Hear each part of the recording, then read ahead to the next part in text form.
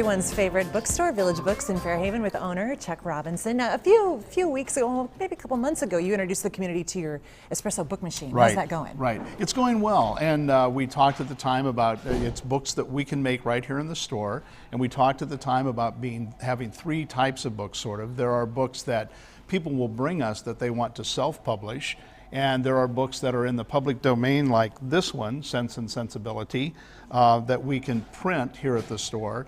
And then there are books that we are publishing ourselves, and we've just begun that part of it. Now, that's called the Chuckanut Edition, is that right? Chuckanut Editions, yeah? That's right. So we launched Chuckanut Editions, and so far we've published 3 books.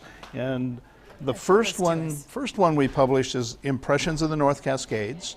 Now, this is a book that was in print. The Mountaineers, a publishing company in Seattle, published this book several years ago and had let the book go out of print. The economics of printing a whole new run of it didn't work for them, and so the book has been out of print for some time.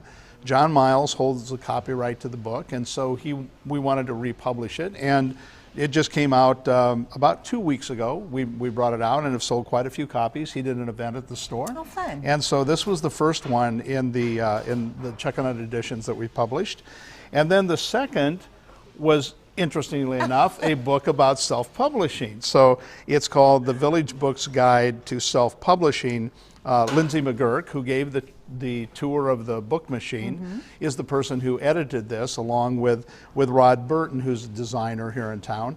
It shows people how they can go about getting their book published on our book machine here at the store. What kind of format to bring it in. Right, exactly, all of that, and a little bit things to think about when you're putting a book together for publication. It's a book that it's primarily aimed at our machine down here, but it would be helpful to anyone who was going to self-publish and wanted to have some tips on what to do and how to choose a designer and what kinds of things to look for in the design of a book and so forth. That's so nice of you to give us our own little guidebook. And then the book that is just now off the press is one we're really excited about. This is called The Birth, Death, and Resurrection of Fairhaven. When Dee and I moved to Bellingham in 1980, we met a man, in fact, lived in the same apartment building. His name was George Hunsby, and many folks will remember George from pieces he wrote in the Bellingham Herald about local history. This is a book that he did, actually 2 books that he did in 1975 and 1976. By the time we opened our bookstore in 1980, these books were no longer in print. So we were never able to sell these books. We were able to find, the family is the Zerline family here, are related to George Hunsby. They hold the copyright to it, and we were able to get these books back in print in one volume. So these are the two covers from the originals here on the front, and we put them into one volume, and they're fun stories about Fairhaven.